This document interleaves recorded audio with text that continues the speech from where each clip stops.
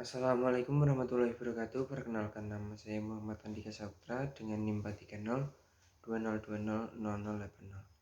Saya akan menjawab pertanyaan dari teman saya, yaitu Anwar Rashid. Yang pertama, jelaskan apa itu Al-Quran. Al-Quran merupakan salah satu kitab Allah yang diturunkan sebagai penyempurna dari kitab sebelumnya. Al-Quran sendiri memiliki definisi yang diartikan dari segi bahasa, istilah, dan pengertian dari para ahli. Adapun definisi dan pengertian Al-Quran menurut bahasa adalah bentuk jamak dari kata benda atau masdar, dan bisa diartikan sebagai bacaan atau sesuai yang dibaca berulang-ulang. Pertanyaan kedua, jelaskan 5 ilmu cabang kajian ulumul Quran. Yang pertama, ilmu adab tilawat Al-Quran, yaitu ilmu-ilmu yang menerangkan aturan pembacaan Al-Quran. Yang kedua, ilmu tajwid, yaitu ilmu yang menerangkan cara membaca Al-Quran, tempat memulai atau tempat berhenti. Yang ketiga, ilmu mawadin al-nuzul, yaitu ilmu yang menerangkan tempat, musim, awal dan akhir turunnya ayat. Yang keempat, ilmu tawarikh al-nuzul, yaitu ilmu yang menjelaskan dan menerangkan masa dan urutan turunnya ayat satu demi satu dari awal hingga yang terakhir turun. Dan yang terakhir adalah ilmu qiraat, yaitu ilmu yang menerangkan ragam qiraat atau pembacaan Al-Quran yang telah diterima Rasulullah SAW. Apabila dikumpulkan, qiraat ini terdiri dari 10 macam, ada yang sahih dan ada pula yang tidak sahih. Pertanyaan ketiga, jelaskan penyampaian wahyu dari Allah kepada Rasulullah. Al-Quran diturunkan kepada Nabi Muhammad melalui perantara malaikat Jibril selama 22 tahun, 22 bulan, dan 22 hari. Dalam proses pemahyuannya, terdapat beberapa cara untuk menyampaikan wahyu yang dibawa malaikat Jibril kepada Nabi Muhammad. Malaikat Jibril memasukkan wahyu ke dalam hati Nabi. Dalam hal ini, Nabi tidak melihat sesuatu apapun, hanya merasa bahwa wahyu itu sudah berada di dalam kalbunya.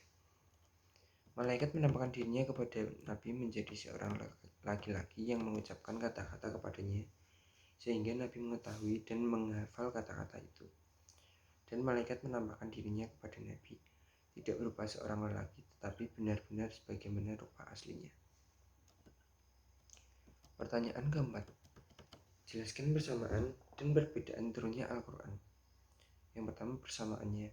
Firman Allah Subhanahu wa Ta'ala pada ayat pertama surat Al-Qadar menunjukkan bahwasanya Al-Quranul Karim diturunkan pada malam Lailatul Qadar. Hubungan antara nuzulul Quran dan Lailatul Qadar, bahwa Lailatul Qadar adalah waktu di mana Al-Quran diturunkan secara global dari Al-Lau'ah Mahfudz ke Bait Al-Izzah di langit dunia, atau diturunkannya pertama kali kepada Nabi Muhammad di Gua Hira. Sebagaimana dinukil M. Quraisy Shihab dalam tafsir Al-Misbah, bahwasanya Thahir Ibnu Asyur menyatakan bahwa 5 ayat yang pertama dari surat Al-Alaq 1-5 turun pada tanggal 17 Ramadan. Yang kedua, perbedaannya keduanya terletak pada proses turunnya Al-Quran yang sebagaimana telah dijelaskan sebelumnya.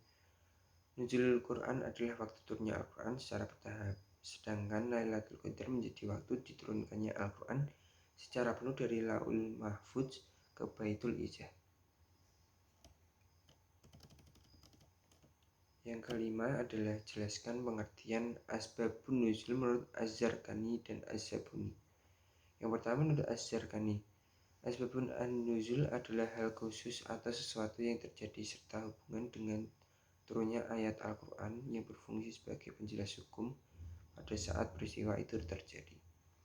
Yang kedua, menurut Az-Zabuni, asbab an-nuzul adalah peristiwa atau kejadian yang menyebabkan turunnya satu atau beberapa ayat mulia yang berhubungan dengan peristiwa dan kejadian tersebut, baik berupa pertanyaan yang diajukan kepada Nabi atau kejadian yang berkaitan dengan urusan agama. Kemudian pertanyaan ke-6, apa tujuan diturunkannya Al-Quran? Turunnya Al-Quran adalah rahmat dan keberkahan bagi semua umat manusia, dan tentunya saja ada tujuan khusus diturunkannya Al-Quran sebagai kitab suci. Memahami tujuan diturunkannya Al-Quran merupakan hal penting yang wajib dipahami oleh setiap muslim. Karena pada dasarnya, Islam sendiri merupakan agama yang mengutamakan pemahaman yang utuh dan menyeluruh, termasuk juga dalam berinteraksi dengan Al-Quran. Pertanyaan ke-7. Jelaskan apa itu surat Makkiyah dan Madaniyah. Makkiyah adalah ayat-ayat yang turun sebelum Rasulullah SAW hijrah ke Madinah. Surah-surah Makkiyah turun selama 12 tahun, 5 bulan, 13 hari. Dimulai pada 17 Ramadan saat Nabi berusia 40 tahun. Sedangkan Madaniyah adalah istilah yang diberikan kepada ayat Al-Quran yang diturunkan di Madinah atau diturunkan setelah Rasulullah SAW hijrah ke Madinah. Sebuah surat dapat terdiri dari atas ayat-ayat yang diturunkan di Madinah secara keseluruhan, namun bisa juga sebagian diturunkan di Mekah atau Makkiyah. Pertanyaan ke-8. Jelaskan secara singkat tentang pengumpulan Al-Quran pada masa Utsman bin Affan. Ketika Utsman bin Affan memegang kekhalifahan dan para sahabat berpencar ke berbagai daerah dan masing-masing membawa bacaan yang didengarnya dari Rasulullah. Serta di antara mereka ada yang memiliki bacaan yang tidak dimiliki oleh lainnya. Orang-orang berbeda pendapat dalam bacaan. Setiap pembaca mengunggulkan bacaannya dan menyalahkan bacaan yang lainnya sehingga permasalahan tersebut menjadi besar. Pada masa ini terjadi perselisihan terhadap perbedaan bacaan di kalangan umat yang berujung saling menyalahkan, bahkan muncul pertikaian. Oleh sebab itu, Utsman kemudian berinisiatif untuk mengumpulkan Al-Quran menjadi satu mushaf yang menjadi pegangan bersama oleh umat Islam pada masa itu. Pertanyaan ke-9. Apa saja hikmah Al-Quran diturunkannya dalam sab'atu ahruf? Yang pertama, untuk memudahkan bacaan dan hafalan bagi bangsa yang ummi, yang setiap kabilahnya mempunyai dialek masing-masing dan belum terbiasa menghafal syariat, apalagi mentradisikannya. Yang kedua, bukti kemukjizatan Al-Quran bagi kebahasaan orang Arab. Al-Quran banyak mempunyai pola susunan bunyi yang sebanding dengan segala macam cabang dialek bahasa yang telah menjadi naluri bahasa orang-orang Arab. Yang ketiga, kemukjizatan Al-Quran dalam aspek makna dan hukumnya. Sebab perubahan bentuk lafaz pada sebagian huruf dan kata-kata memberikan peluang luas untuk dapat disimpulkan berbagai hukum daripadanya. Kemudian pertanyaan yang ke-10. Sebutkan adab dalam membaca, membawa, dan menempatkan Al-Quran. Yang pertama, adab membaca Al-Quran, yaitu dalam keadaan suci, membaca dengan pelan, tartil, dan tidak tergesa-gesa, kemudian membaca dengan khusyuk, membaguskan suara saat membaca Al-Quran, dan yang terakhir dimulai dengan isti'adzah.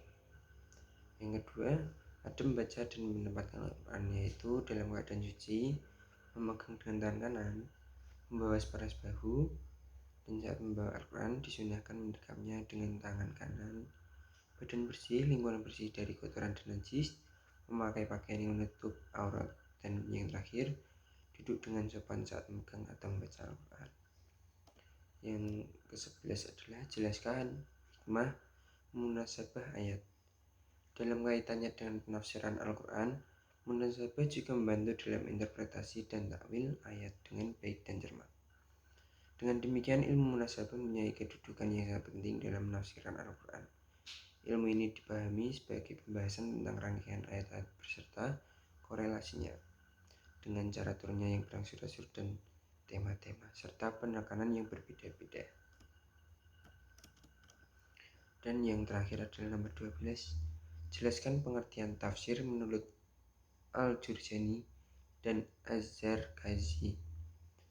Menurut Al-Jurjani, tafsir adalah menjelaskan makna ayat, keadaannya, kisahnya, dan sebab yang karenanya ayat diturunkan dengan lafaz yang menunjukkan kepadanya dengan jelas sekali. Dan yang kedua, menurut Az-Zarkazi, tafsir ialah suatu pengetahuan yang dapat dipahamkan kitabullah yang diturunkan kepada Nabi Muhammad SAW, menjelaskan maksudnya dan mengeluarkan hukum-hukumnya serta hikmahnya. Sekian presentasi dari saya dan menjawab pertanyaan dari Anwar Rashid. saya akan menutupnya. Wassalamualaikum warahmatullahi wabarakatuh.